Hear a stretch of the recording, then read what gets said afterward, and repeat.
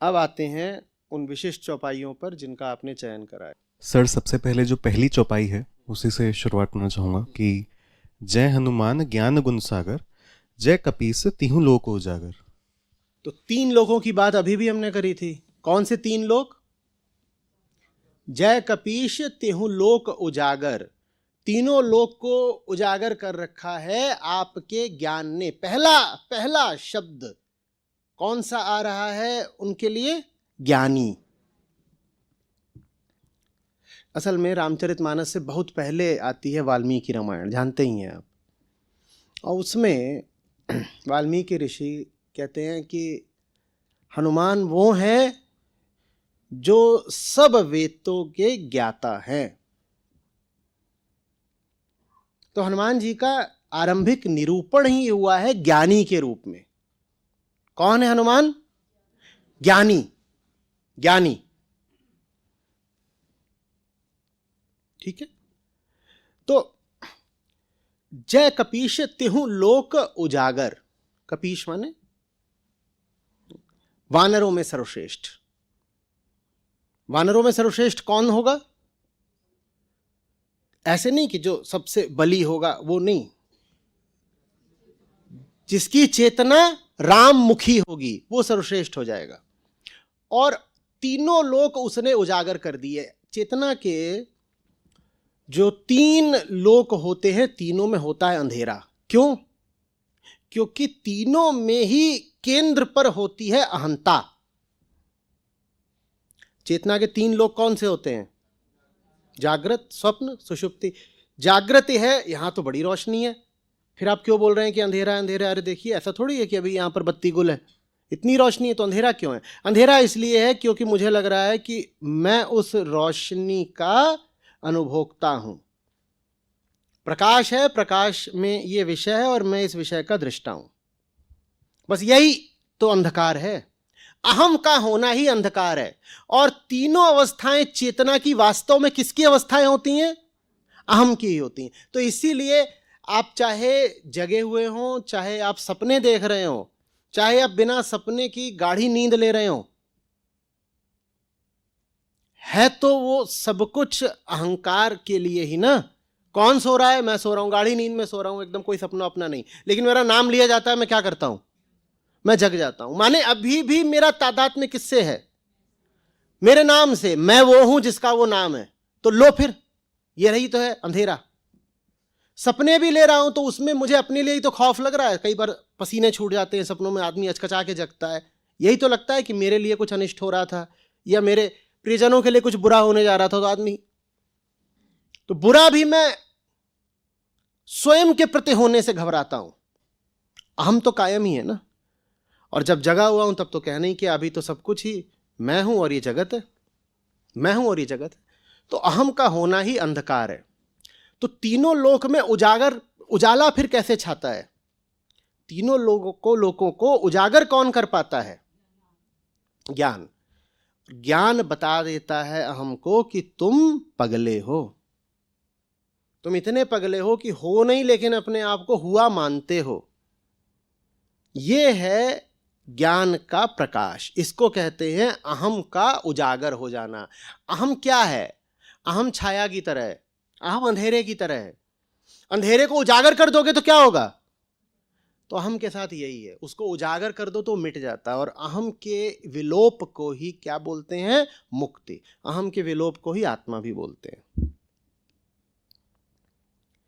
स्पष्ट हो पा रही है ये बात? तो हनुमान वो हैं जिनकी चेतना ज्ञान के माध्यम से अपने अहम को विलोपित कर चुकी है। यह पहली चौपाई का अर्थ हुआ। हनुमान वो हैं जिनकी चेतना ज्ञान के माध्यम से अपने अहंकार को विश्राम दे चुकी है, मुक्ति दे चुकी है। स्पष्ट हो गई बात?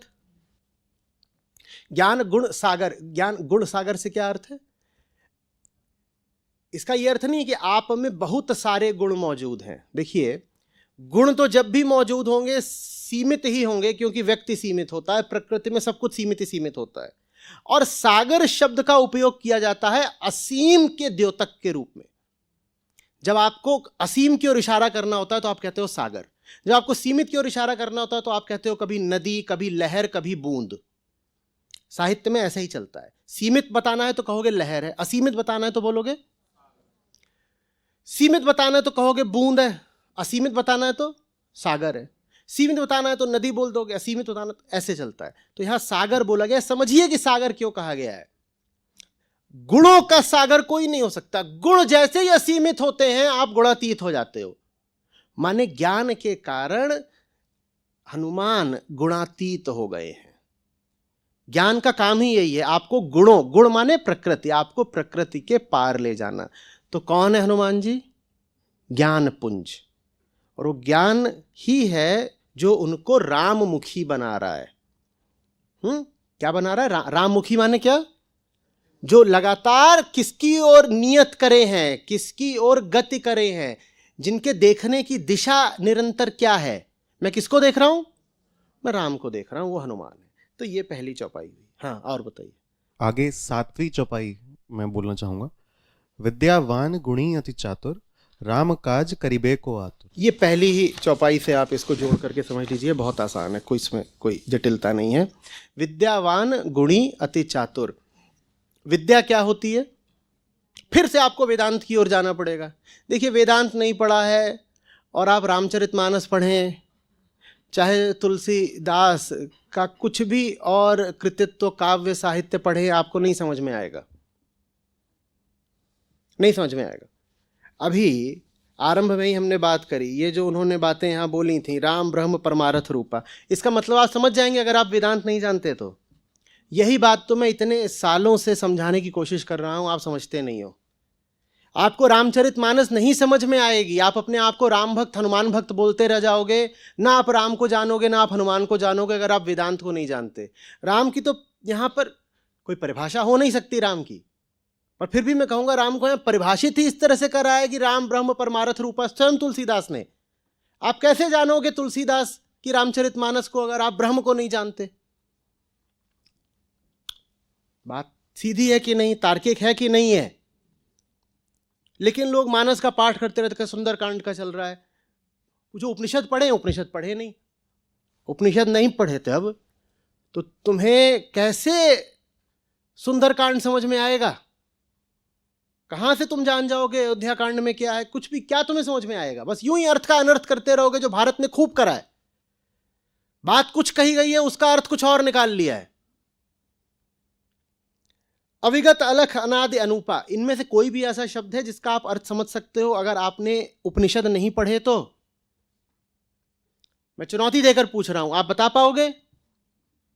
और जिनको लगता है बता पाएंगे, उनके लिए तो अंत में संत स्वयं अड़चन खड़ी कर गए हैं। वो बोल गए कहीं नित नेति निरूपहि वेदा, बोल गए राम वो है जिनका निरूपण कराया नेति नेति के माध्यम से वेदों ने। लो, अब हमें वेद तो पता ही नहीं, तो राम कैसे पता चलेंगे?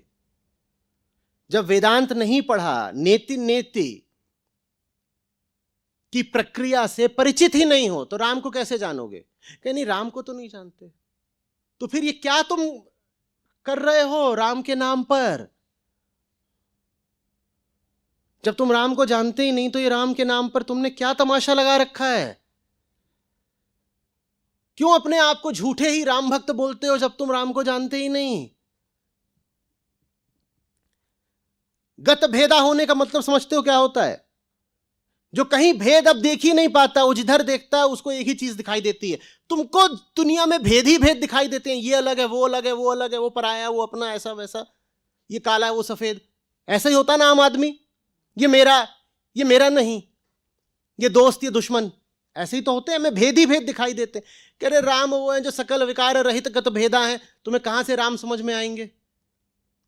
वेदांत पढ़ना नहीं है, किस्से कहानियों में बहुत रुचि है, जाके कथाओं में बैठ जाते हो, वहां क्या समझ में आ रहा है तुमको? और बड़ी भयानक बात यह है कि जो कथाएं सुना रहे हैं, बात पूरी कर दीजिए आप ही,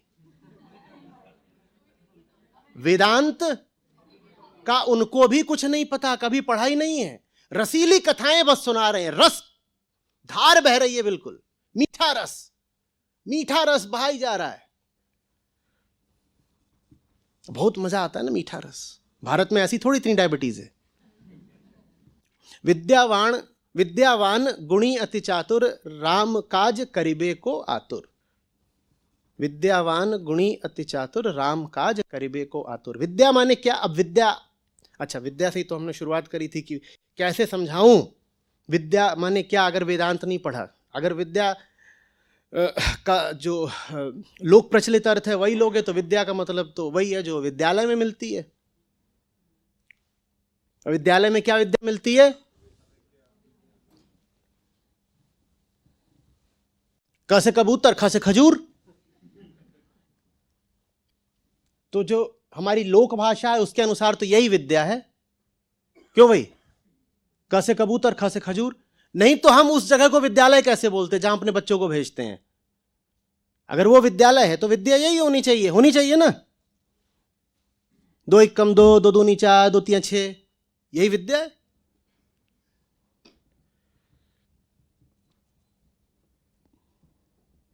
ये नहीं विद्या होती। विद्या क्या है? विद्या को कहिए कि एक टेक्निकल शब्द है। विद्या कोई साधारण शब्द नहीं है कि जिसका अर्थ आप एक साधारण शब्दकोश से उठा सकें। ये जो हमारे शब्दकोश होते हैं इनमें आपको विद्या शब्द का विकृत अर्थ ही मिलेगा। विद्या माने क्या होता है? आत्मज्ञान को विद्या कहते हैं। अविद्या माने क्या होता है? संसार की सब चीजों के ज्ञान को अविद्या कहते हैं। ठीक? दुनिया को जान रहे हो इसको क्या बोलते हैं? अविद्या। तो ये जो हमारे स्कूल कॉलेज हैं, ये बात भी कई बार बोली है, ये वास्तव में अविद्यालय हैं, क्योंकि यहां दुनियादारी का ज्ञान दिया जाता है।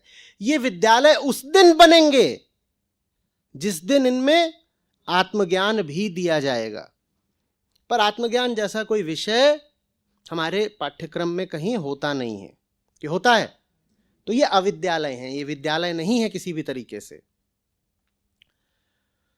विद्यावान गुणी अति चातुर, राम काज करिबे को आतुर। जब विद्या आ जाती है, व्यक्ति स्वयं को जान जाता है, तो फिर बस वो एक ही काम कर सकता है जो श्री कृष्ण भगवद गीता में बताते हैं, निष्काम कर्म। उसी को यहां कहा गया है राम काज, जिसको श्री कृष्ण भगवद गीता में कहते हैं निष्काम कर्म, उसी को तुलसीदास के यहां कहते हैं राम काज। अब समझ में आया कि विद्यावान होने के कारण हनुमान क्यों श्री राम का युद्ध लड़ रहे थे। यही करोगे आप भी। जिस दिन विद्या आ जाएगी ना, आपके पास करने को कुछ और नहीं होगा। युद्धस्व, वही बात जो गीता में कही गई युद्धस्व, देखिए कैसे सीधे आकर के हनुमान जी पे लागू हो रही है। और कुछ उनके पास बचा ही नहीं करने को, क्योंकि अब विद्या आ गई है। अब विद्या आ गई तो क्या करे, अपने लिए तो कुछ है ही नहीं करने को। पूरी रामायण में आप कहीं भी हनुमान जी को अपने लिए कुछ करता पाते हो क्या? एक भी मुझे दृष्टांत बता दो कि हनुमान जी अपने लिए व्यक्तिगत स्वार्थ के लिए कुछ कर रहे हैं, किसी को बताओ। कुछ है ऐसा? भूल से भी कर दिया उन्होंने कि लंका गए थे, वहां देखा कि अच्छा मामला बढ़िया है, तो कहा चलो कुछ अपने लिए भी रख लेते हैं। सोना चांदी लटक रहा है चारों तरफ, कुछ करा उन्होंने? अपने लिए कुछ नहीं कर रहे ना। फिर व्यक्ति जो करता है बस राम के लिए करता है, उसी को क्या बोलते हैं? निष्काम कर्म। वही यहां के राम काज करिबे को आतुर, और कोई आतुरता बचती ही नहीं है। और यही जो विद्या है, ये सब गुणों और सारी चतुराई की चालक बन जाती है। तो इसीलिए जब शुरुआत भी हुई थी तो क्या बोला था? ज्ञान सबसे पहले आएगा ना। जय हनुमान। सबसे पहले क्या? यहां भी सबसे पहले क्या? विद्या। ज्ञान सबसे पहले, विद्या सबसे पहले। ज्ञान के अलावा मनुष्य का नहीं कोई सहारा होता है। लेकिन ये जितने लोग आज नाम ले रहे हैं, कभी राम कभी हनुमान, इन्हें ज्ञान रंच मात्र भी नहीं है। बस नारे लगवा लो और झूठ बोलवा लो और रस की धार बहवा लो, इतना होता है। तो विद्या जब होती है तो वो सब गुणों की क्या बन जाती है? नेत्री बन जाती है, संचालिका बन जाती है। होना भी यही चाहिए ना। ये सब गुण फिर आपके लिए क्या बन जाते हैं? कितनी बार बोला है, क्या बन जाते हैं? जब यहां पर राम होते हैं तो ये जो देह है ये आपके लिए क्या रह जाती है? अब एक बहुत बढ़िया, ये बन जाती है एक साधन, संसाधन। तो सब गुण, गुण माने देह, प्रकृति, प्रकृति गुण देह, ये सब एक तल की बात है ना। जो लोग साथ जुड़े हुए हैं कुछ समय से वो समझ रहे होंगे, कुछ बाकियों को तकलीफ आ रही होगी। कितने लोग हैं जो मेरी भाषा से बिल्कुल ही परिचित नहीं है, जिन्हें लग रहा है कि बहुत तेजी से आगे बढ़ रहे, तो अभी इसके बाद पूछ लीजिएगा कहां पे अटक रहे हैं। प्रकृति, गुण, देह, पदार्थ, ये सब क्या है? ये एक है, इनको एक दूसरे से समानार्थी मानिए। तो जब राम यहां होते हैं तो ये जितने गुण होते हैं ये सब किसकी सेवा में लग जाते हैं?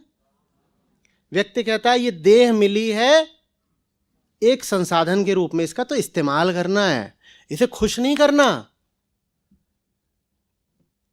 इसको मौज नहीं दिलानी, इससे काम निकलवाना है।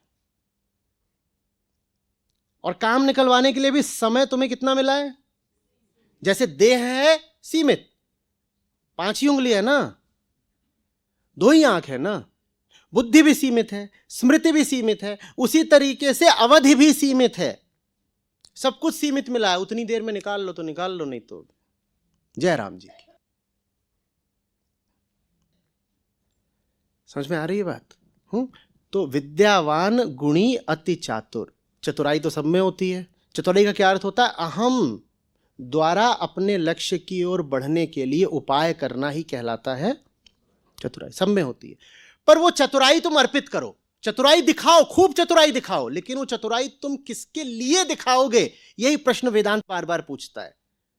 वेदांत नहीं कहता कि बिल्कुल भोंदू बन जाओ ना, चतुराई है तो दिखाओ। वेदांत नहीं कहता कि देह का ख्याल मत करो, वेदांत नहीं कहता कि बुद्धि न लगाओ, युक्ति उपाय न लगाओ, कहता सब लगाओ। जान भी लगानी है, ताकत भी लगानी है, चतुराई भी लगानी है, ज्ञान भी लगाना है, बुद्धि लगानी है, स्मृति लगानी है, जितने तरीके के अनुभवों से कुछ जाना है, सीखा है, उस सब का इस्तेमाल करना है। प्रश्न बस एक है, किसके लिए? किसके लिए? जरूरत पड़ेगी बंदूक उठाएंगे, लेकिन पूरा पूरा ध्यान रहेगा कि किसके।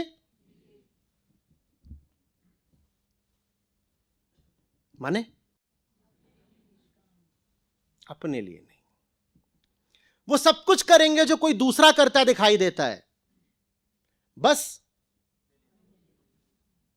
राम काज।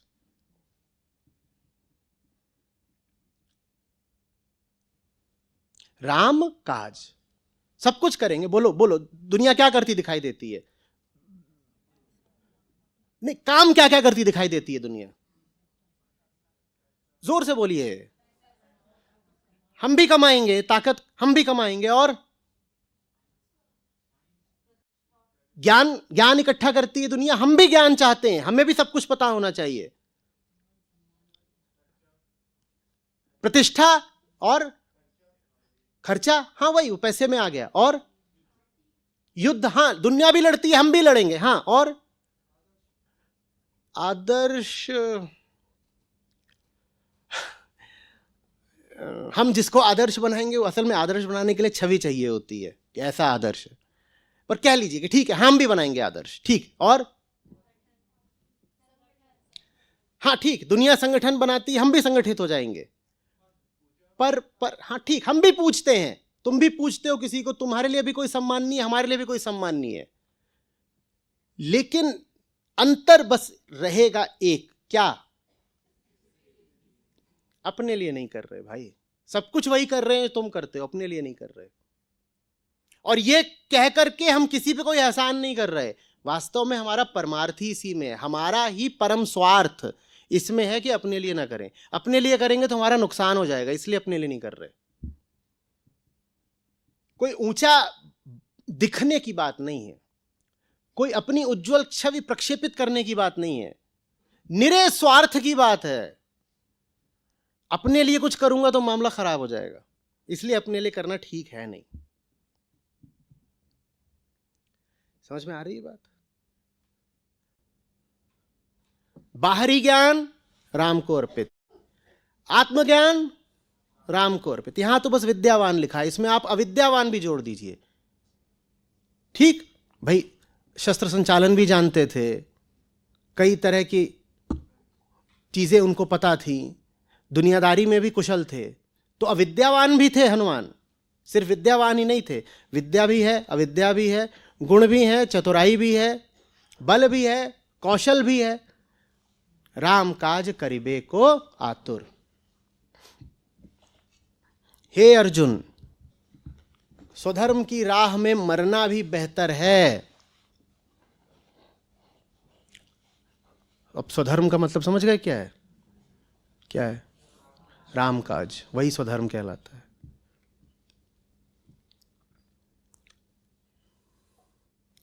प्रकृतिगत धर्म का पालन करने की अपेक्षा स्वधर्म में मरना भी बेहतर है, जिसको श्री कृष्ण कहते हैं परधर्म। पर शब्द अष्टावक्र किसके लिए प्रयोग करते हैं? अभी तो बात करी थी, प्रकृति के लिए, जो पराया है उसको ही कहते हैं। हाँ, तो परधर्म क्या हुआ? उसको मैं कहता हूं प्रकृति धर्म। माने जो कुछ प्राकृतिक रूप से आपका करने का जी करता है, वो करने से तो कहीं बेहतर है कि राम काज करो, भले ही मर जाओ। प्रकृति धर्म का पालन करने में सुख मिलता हो और स्वधर्म का पालन करने में मृत्यु मिलती हो, तो भी स्वधर्म को चुनो। लेकिन प्रकृति धर्म आकर्षित बहुत करता है। प्रकृति धर्म क्या होता है? जो कुछ शरीर आपसे करवाए और बोले कि यही तो धर्म है तुम्हारा, यही करो। शरीर क्या क्या करवाता है आपसे? और तो ये सब कुछ जो आपसे शरीर में मन विचार सब आ गया, ये सब जो आपसे करवाते रहते हैं ना, और कहते हैं यही करना तो धर्म है। घर में भी सुना होगा ना, यही सब तो करना धर्म होता है। हाँ, तो शरीर जिस राह आपको भेजता है, उस राह जाने से कहीं बेहतर है मर जाना अर्जुन। राम काज करिबे को आतुर।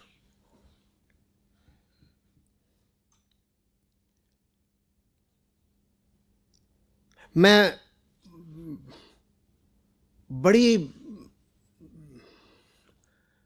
व्यग्रता से ये उम्मीद कर रहा हूं कि आप ये नहीं सोच रहे होंगे कि हनुमान वानरों के कोई नेता थे जो अयोध्या से निष्कासित किसी युवराज का साथ दे रहे थे। ऐसे तो नहीं सोच रहे ना? पर हमें तो ऐसे ही बताया गया है, सब ऐसे ही सोचते हैं कि हनुमान कौन है।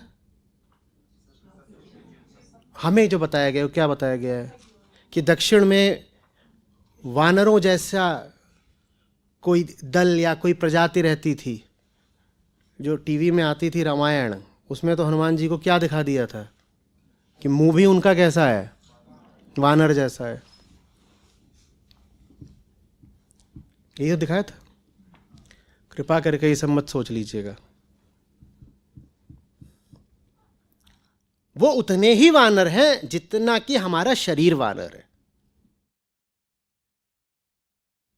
डार्विन ने तो बहुत बाद में बताया कि हम कहां से आए हैं। कहां से आए हैं? जंगल से आए हैं, और जंगल में भी यही चिंपैंजी, गोरिल्ला, यही सब। ऋषियों को यह बात बहुत पहले सूझ गई थी कि प्रकृति के ही पुत्र हो तुम, एक कोशिका से ही विकसित हुए हो। यह बात वेदांत बहुत पहले बोल चुका है। हाँ, उतने विस्तार के साथ, उतनी सफाई के साथ नहीं बोली है जितना डार्विन बोले हैं, पर यह बात जो भी व्यक्ति जीवन पे ध्यान देगा उसको दिखेगी। कैसे दिखेगी? इसलिए नहीं कि वो अंतर्यामी है या त्रिकालदर्शी है तो उसने आंखें बंद की और अतीत में जाकर के देख लिया कि मनुष्य का विकास कैसे हुआ है कालक्रम में। नहीं नहीं, ऐसे नहीं। उसने आज के मनुष्य को देखा और जान लिया कि हम बंदर हैं। 1,00,000 साल पहले का अतीत जानने की जरूरत नहीं है यह समझने के लिए कि हम वानर हैं। जो आज का मनुष्य है, बस उसको ध्यान से देख लो, बिल्कुल दिख जाएगा कि हम वानर हैं। तो ऋषि वही हैं जिनमें जीवन के निष्पक्ष अवलोकन की एक पैनी दृष्टि से क्षमता होती है, उनको कहते हैं ऋषि। जो बस सामने देखते हैं और उनको वो दिख जाता है जो आपको नहीं दिखेगा। आप कहेंगे ये बात इन्हें कैसे दिख गई? उन्हें दिख गई। क्यों दिख गई? क्योंकि उनका मन निष्पक्ष है, माने कामना से मुक्त है।